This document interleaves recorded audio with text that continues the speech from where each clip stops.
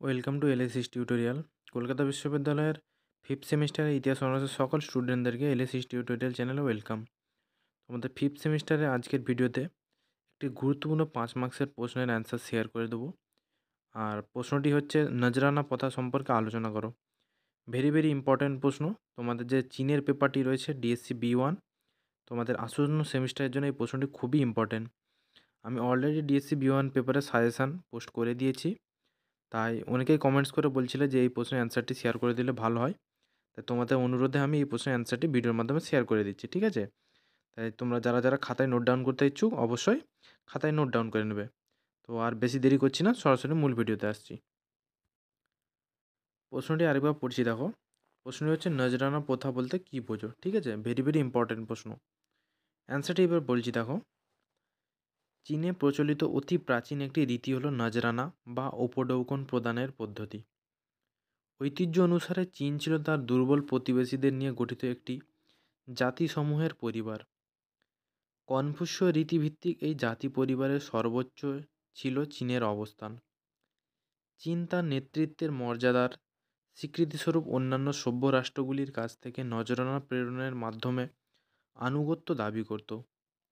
এই জাতিসমূহের পরিবারের অন্যান্য দেশগুলি ছিল কোরিয়া, লিউচিউ, লাওস, ব্রহ্মদেশ, স্যামদেশ, আন্নাম প্রভৃতি।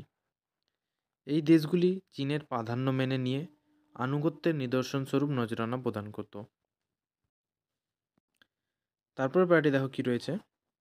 নজরানার পরিমাণ কখন নজরানা পাঠাতে হবে, কোন পথ ধরে নজরানা আসবে, এ সবই স্থির করে দিত চীন সম্রাটের দরবার।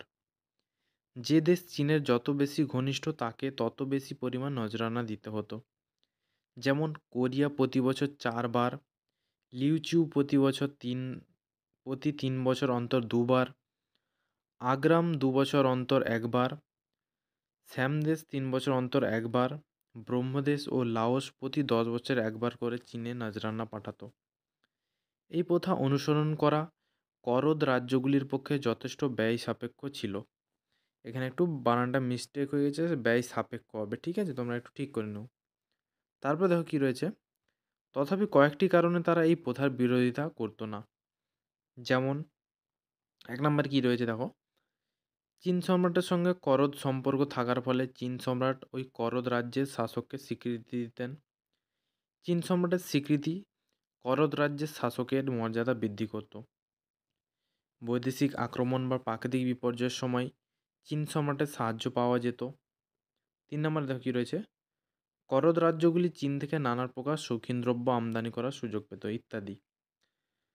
তারপরে দেখো, পরে প্রায় যাওয়ার আগে তোমাদের একটি কথা বলে রাখি, তোমাদের যারা ফিফথ সেমিস্টারে পড়ো, যাদের ইতিহাস অনার বিষয়ে কোনো অসুবিধা দেখা দেয়, তোমরা আমাকে সরাসরি হোয়াটসঅ্যাপে মেসেজ করতে পারো। আমি ডেসক্রিপশানে আমার হোয়াটসঅ্যাপ নাম্বারটা দিয়ে রেখেছি। তোমরা তোমাদের কোনো ইতিহাস সংক্রান্ত অসুবিধা হলে আমাকে মেসেজ করতে পারো, তবে হোয়াটসঅ্যাপে শুধু মেসেজ করবে, কেউ কল করবে না। তারপরে দেখো কী পরের প্যাটার্ন রয়েছে। নজরানা প্রেরণের সূত্রে করদ রাজ্যগুলি বিশেষ বাণিজ্যিক সুবিধা ভোগ করত।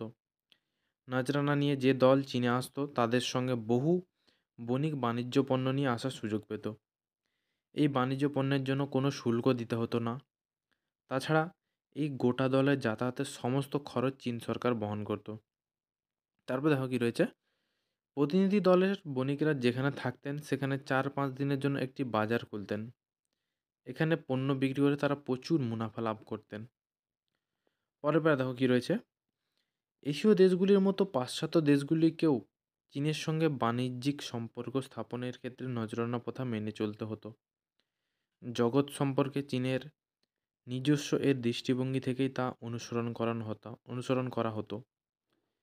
চীন বিশ্বাস করত যে বিশ্বব্রহ্মাণ্ডের ঠিক মাঝখানে চীন দেশের অবস্থান।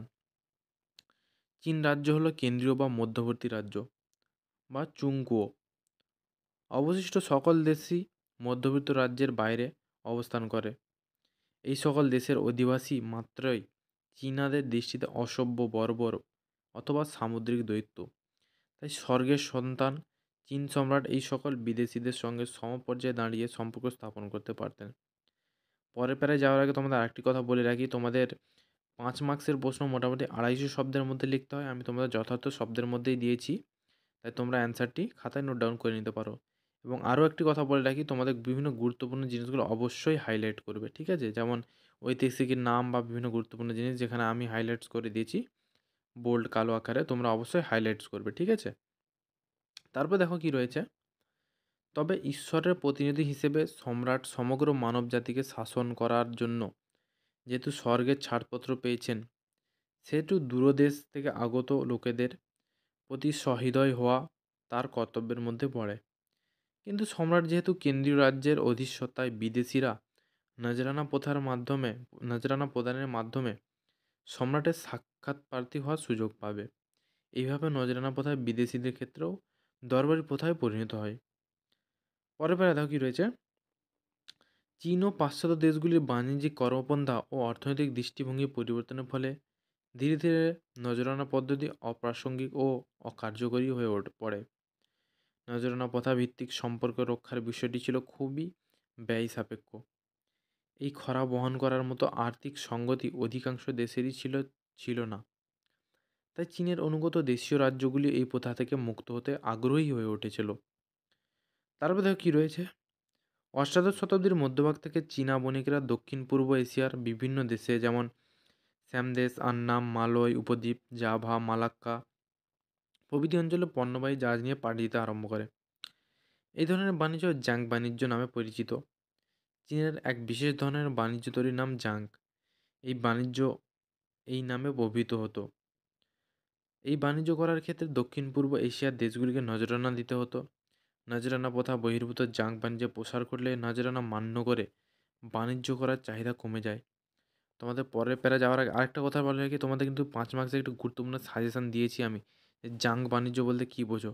এটা খুব ইম্পর্টেন্ট প্রশ্ন, ঠিক আছে? আমি তোমাদের জাং বাণিজ্য বলতে কী বোঝো অ্যান্সারটিও শেয়ার করে দেবো, তোমরা অবশ্যই চ্যানেলটিকে সাবস্ক্রাইব করে রাখবে।